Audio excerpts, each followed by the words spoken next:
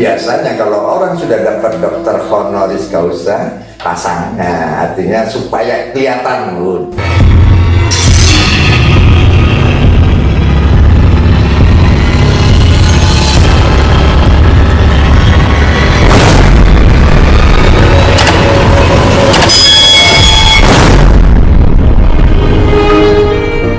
Kalau kita bicara tentang dokter honoris causa, kalau saya berpikir, kalau untuk dapat di wilayah Indonesia itu saya pikir biasa, tidak luar biasa.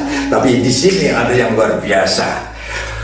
Ternyata Mas Arjuna Nusantara mendapatkan gelar dokter honoris causa dari India. Luar biasa, ini sebuah kebanggaan bagi anak bangsa, sudah mengangkat harkat derajat. Mari kita akan tanya, siapa tahu nanti kalian juga akan mendapatkan dokter honoris causa. Saya juga kaget deh, biasanya kalau orang sudah dapat dokter honoris causa pasang, nah, artinya supaya kelihatan dokter. Tapi di sini tidak, hebat ini sesuatu yang luar biasa saya anggap. Ya, jadi gini Mas ya, benar daripada honoris causa itu melalui satu proses karya, ya. Dan karya itu harus terakui secara ilmiah. Betul. Nah, waktu itu 17 Agustus 2018, kita dapat tamu dari India, salah satunya Prakash Grover, salah satu direktur perdamaian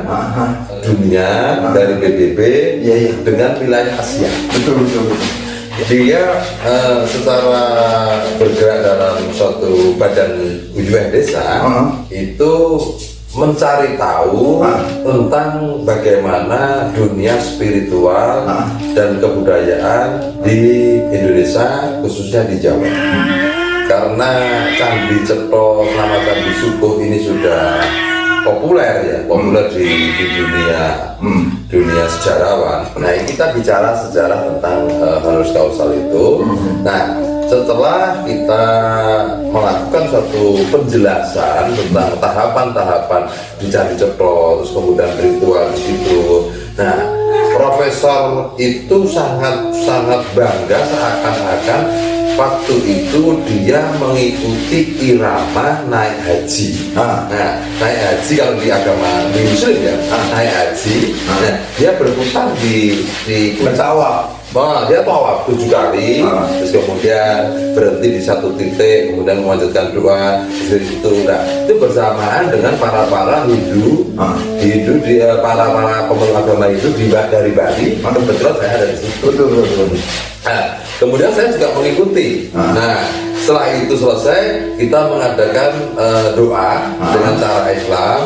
Nah, terus kemudian lagi kita lanjutkan perjalanan itu ke Candi Sukuh. Nah, jadi Candi Sukuh waktu itu hujan. Kalau mau hanya lihat batu, kotak dan patung-patung, ini wujud. Nah, Mr. Grover itu sama Rizwan Hasan, ya salah satu pemilik universitas terbesar nomor 4 ya di negara India. Saya tidak seperti ini. Saya ingin bertemu dengan yang membuat ini. Yang membuat ini candi. Oke, tunggu sebentar. Ya. Ini hujan kemana? Sebentar lagi tidak hujan. Nah, saya melakukan satu ritual. Enggak ritual, khusus saya lempar tangan saya, buka langit, kemudian kita jalan. Oke, kita masuk. Saya memberitahu Bapak, meskipun memiliki tenaga yang kayak apapun, sakti kayak apapun, nanti sampai di ujung sana yang dekat ini, sampai di atas pasti lemas. Nah, hal yang tidak mungkin itu, katakanlah kita masuk Candi Sukuh itu hanya berapa tataran? Paling 17 tataran, plak itu lewat di bawah batu. Tapi saya jamin Bapak nanti sampai di atas pasti lemes. Terbukti setelah sampai di atas semua tergelimpang. Layak. Akhirnya dia komunikasi, cerita dengan begini, oke, kita sudah siap. Saya masukkanlah sang pemilik itu.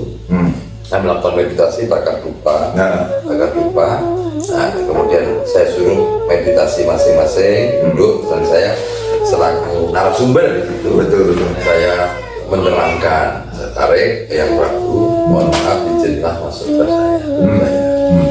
Nah, terus kemudian dalam hal ini ternyata orang tersebut itu dalam sisi spiritual tanda petik yang tidak bisa diterangkan dengan lahiriah, dia dibarengi sama Dewi Gangga. Oh, Nah, Dewi Gangga yang Sungai Gangga itu Iya. bagiannya ya. Oh. nah, yang penguasa Dewi Gangga itu dia ternyata ngikutin cucunya ini. Nah, itu loh. Jadi dengan cucunya, kemudian terus dia tanya mengenai kekuatan spiritual Gunung Lawu ini. Nah, saya karena dia seorang dari luar negeri kan, pertanyaannya adalah kekhawatiran penduduk India masih banyak melakukan hal-hal yang irasional, ini akan terpinggirkan, terjepit sama orang-orang kapitalis, PT-PT yang merusak alam, kan? Nah, kembali saya bertanya, ya kan, mau mencari uang apa mau mencari kedamaian dan ketentraman dalam membangun negara? Kalau mau mencari kedamaian dan ketentraman, lestarikanlah budaya yang telah diwariskan dan diajarkan oleh Dewi Gangga di seluruh India. Good gitulah. Terus diterangkan sama juru bicaranya itu. Nah, kemudian lagi sekarang terus kemudian pertanyaan lagi apa sudah tak jawab semuanya. Apakah ilmu kebudayaan saya ini apa tipu menipu Atau rekayasa. atau rekayasa? Akal-akalan. No. Arjuna good. Saya pelajari dan saya terangkan leluhur begini. Kalau di Jawa maka akan paham ini keturunan ini. Nah, dia jawab juga. Yang Profesor Grover tadi. Saya anaknya ini sampai 250 keturunannya dia hafal. Wow, itu ya.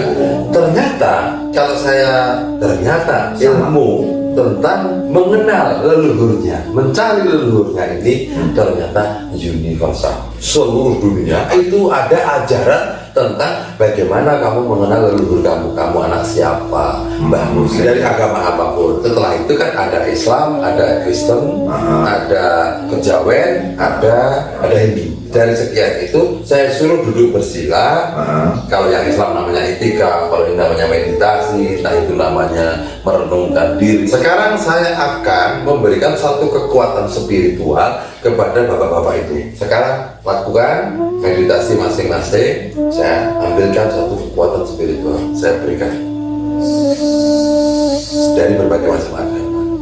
Satu lagi. Setelah itu selesai, kira-kira 2 menit, saya suruh menghentikan dan hentikan dari berbagai macam agama itu. Saya tanya satu persatu, apa yang kamu rasakan? Ceritakan begini. Nomor 2, saya menerima cahaya terang, cahaya warna putih. Terus kemudian hati saya tenang, sejuk dan tenteram begini. Satunya yang Kristen juga hanya beda warna. Yang satunya lagi Kejawen, saya merasa diri saya tertarik dan keluar warnanya merah, dan saya di situ merasa tenteram, dan setelah bangun yang merah tadi masuk lagi. Dari masing-masing itu. Akhirnya saya juga bertanya kepada profesor itu, salah satu anggota PBB yang bertugas di India untuk perdamaian Asia.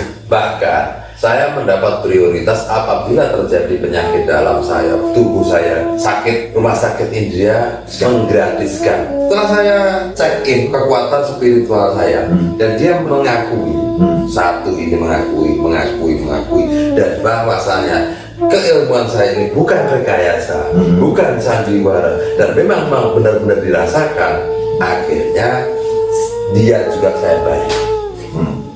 Oleh karena itu kalian semua merasakan harus mau menyatakan bahwasanya kekuatan energi spiritual Jawa, khususnya dari Gunung Lawu, bisa memberikan kedamaian, ketentraman hati setiap manusia di muka bumi meskipun agama apapun. Nah, inilah spiritual Pancasila.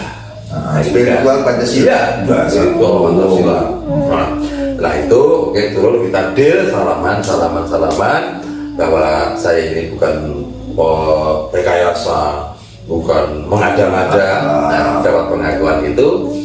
Setelah kita turun, terus tak terangkan secara fisiknya beginilah sama dengan penjelasan yang lain.